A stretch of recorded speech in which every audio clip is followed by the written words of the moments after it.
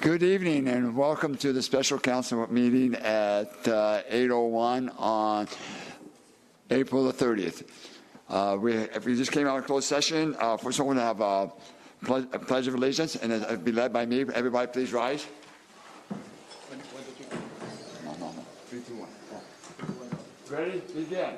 I pledge allegiance to the flag of the United States of America and to the republic for which it stands, one nation, under God, indivisible, with liberty and justice for all. We have a roll call, please.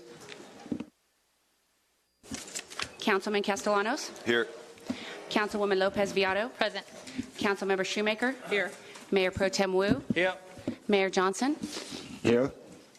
Okay, now we are reporting out of closed session. Mr. City Attorney, will you do a report, please? Yes, I have 2 items to report from closed session. The first is that the City Council selected the proposal submitted by Singpoli Group and has directed the City Manager to prepare and execute a letter of intent with Singpoli and to open escrow. The second item that I have to report relates to this evening's meeting. The City Council voted 5-0 to continue this meeting until next week at the same time and place. And there will be a closed session at 7 p.m. To discuss the same items that were on tonight's agenda relating to the termination of the fire chief. Excuse me, Mr. City Manager, you said same time and place. I'm sorry. So this week, so next week, Wednesday, May 8th at 8 p.m. would be open session. So essentially next Wednesday at this exact same time and exact same place. And then 7 p.m. would be closed session. Would you please verify the vote on Singpoli, please? I apologize. The vote there was 4-1 with Mayor Johnson dissenting. So because this item has been continued, the request, not a requirement, but the request is that we do not speak and we save our comments until that time, because then we can have everything heard at the same time. That stated, if you're unable to come to that meeting, you can speak tonight. But the request would be that if you speak tonight, that you do not speak at the next meeting, because you're having your say right now rather than then. So with that stated, I return the floor to you. Okay, if anyone wants to speak, I mean, we're opening up for public comment. Does anybody want to speak now, or do they want to wait?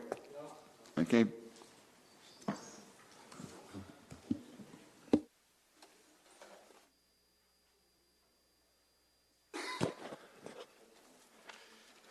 Good evening, Council. Bill Robinson, resident. How have the actions of the Council the past several months gotten us closer to next year's July 1st budget? When is the first public budget session? Excuse me, Mr. Robinson, the night I is... don't have to speak no, on wait, an no, excuse item me, on wait a the minute. agenda. This is a special meeting, so the only thing you can speak about is what's on the agenda. Well, The only thing on the agenda was about... Mark Taylor. Right? Yeah, but that has nothing to do with the budget. That's what I'm getting Okay, today. please just go to that and leave the budget out of it, please. Well, there's severance packages for these people that are being dismissed. There's a budget that should be considered. I'm talking about Mark Taylor. There's no severance package. There's no severance package for them, for the department heads. Well, Sorry. I don't know how to dice this into little simple packages. All I'm asking you, if you have something we want to add to with Mark Taylor's situation, I'll need please. to speak as well at the next meeting, because evidently I'm not dividing this up the way the city attorney's dividing it up. So we've got a little disagreement on that. But anyway, the severance packages for the dismissed employees and the cause of the firing, I think the public needs to know. I don't read newspapers. The newspaper articles probably don't publish that information anyway, but the residents of West Covina need to know that. And what the council needs to do is avoid past mistakes and not grant pay increases for the 9 bargaining units for the next 10 years, so we can avoid municipal bankruptcy. That's why I wanted to talk about the budget. I I don't know how all these dismissals are getting us to next year's budget, but we need to learn to live on $68 million a year in revenue. And you have 307 full-time employees and 110 part-time people. Please, Bill, I do, please bring that up at the next time at the regular council meeting about all that. You're more than welcome to, but when you have special meetings, a special meeting can only pertain to what is on the agenda, and the budget has nothing to do with the agenda tonight. And please remember, department heads do not get severance pay, okay? Please understand that. Well, That had nothing to do with our budget. I've never sat on a council. I'm not an expert. I'm just trying to explain it to you right now. Well, okay, please do. I appreciate Okay, please that. bring it up at the next council meeting. Well, let me make one more. If it's about the dismissal, please. That's it. Promark Research contacted me recently, and I talked about that about a month ago, and they were talking about my attitudes towards public safety and crime and our fiscal situation and various forms of taxation. It's okay. Well, it all fits together for me. I don't know why. Please bring it up at the next council meeting. Then you can talk whatever you want to talk about. Okay? Thank you, sir. Anybody else like to come? Yes, Sue, please come up.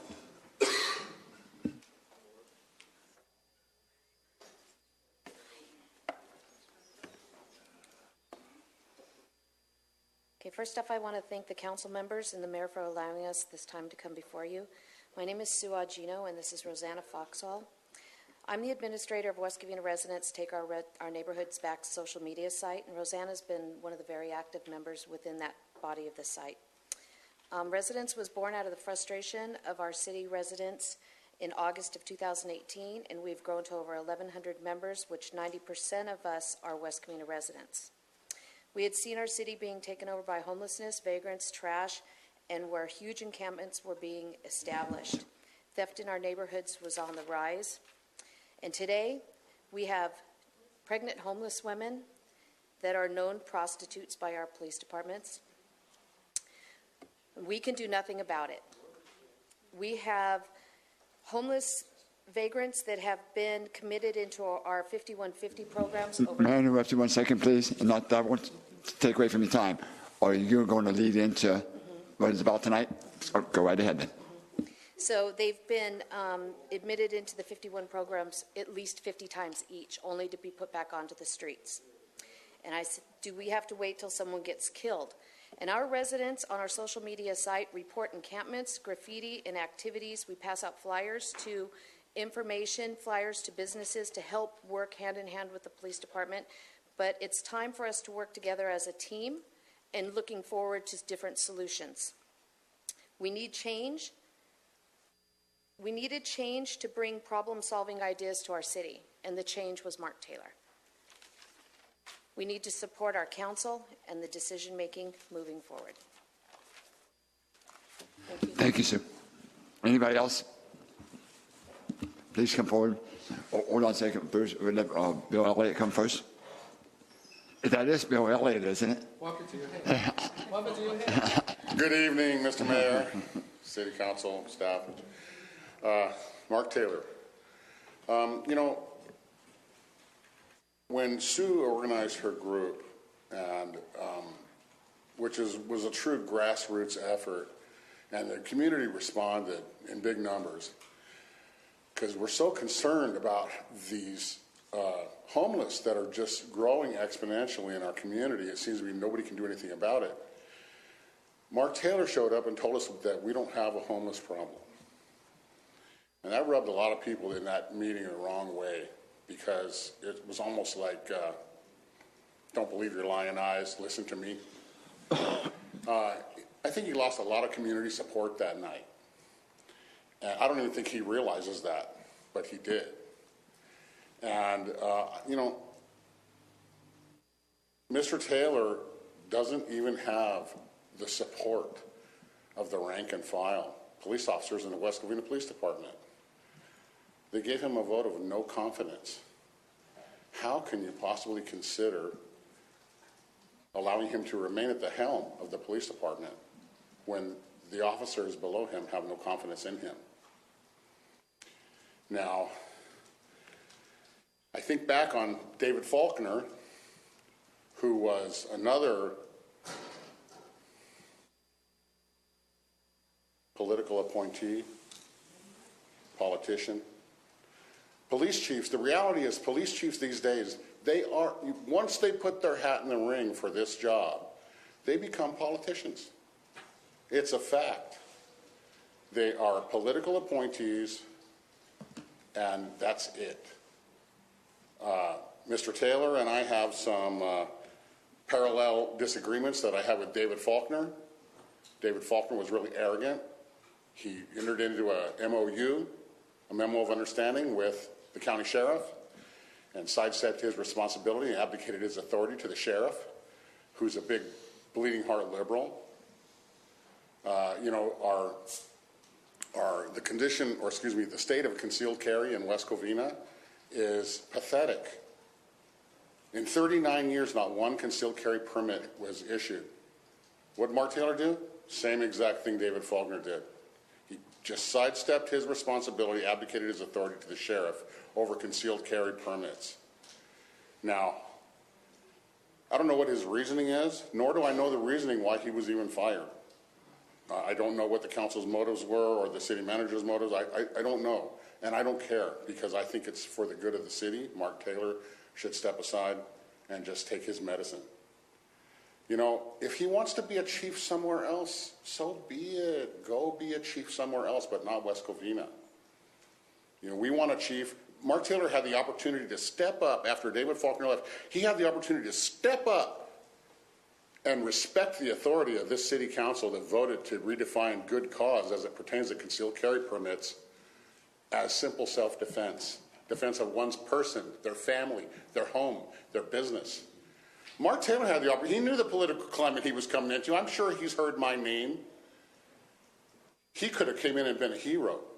He could have came in and made West Covina the first city in Los Angeles County to recognize that your zip code doesn't determine your constitutional rights and your God-given right of self-defense. Mark Taylor could have done that, but he didn't.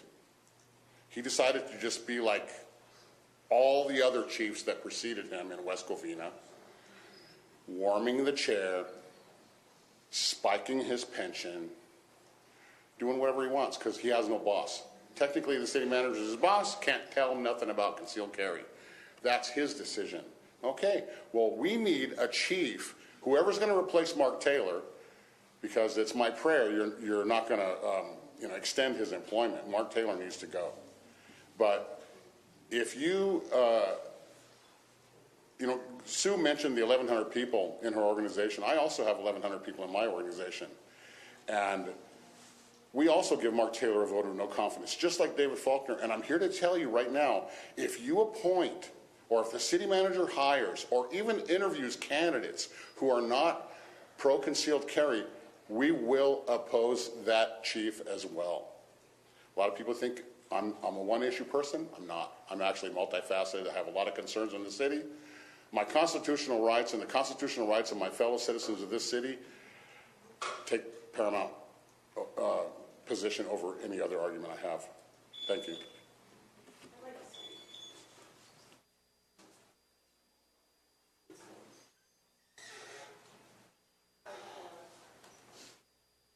There's 110,000 people in this city. 2 people have just stood and say they have 1,000 people in each of their organization. That is 2%. The rest of this city is not supportive of your move. I just want you to know that.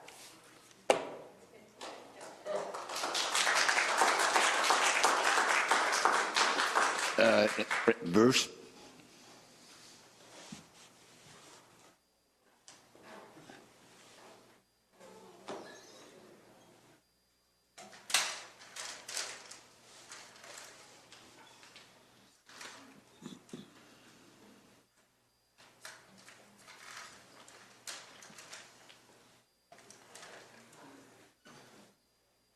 Yeah, Bruce Weinbaugh. resident of West Covina since 1970. I'm a lifer. I spoke about this issue before, and I think it's been forgotten. And this is the issue: is this.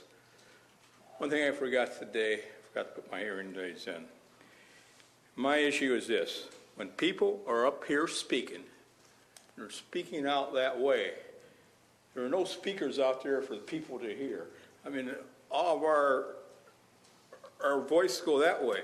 And we should have additional speakers in our council chamber, make it so more people can hear the meetings. Not just the city council, but so the rest of these people can understand what we're talking about. Right now, I don't feel we have adequate hearing for the people out here.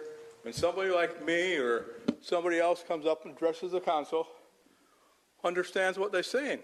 And what you got to do is have additional speakers. I brought this subject before, about 8, 9 months, and you did it, but you got to study it. What the heck we have? How much do we have in our communications budget? About $500,000? Why can't we spend a couple thousands to get better speakers? It just sits there. We have about $500,000 in past years for the communication budget, and it stayed there. We aren't spending it to improve. Excuse me, Bruce, you don't talk about the issue that's on the agenda tonight? No, about okay, more Taylor?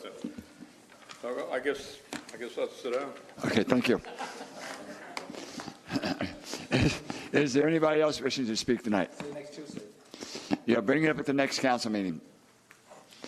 Is there anybody else? If not seeing any, I'm going to close the oral communications, and since we have nothing else on the agenda, I'll just make a motion to adjourn the meeting. Okay, we're adjourned. Thank you. We will do this next Tuesday at next Wednesday at 8 o'clock.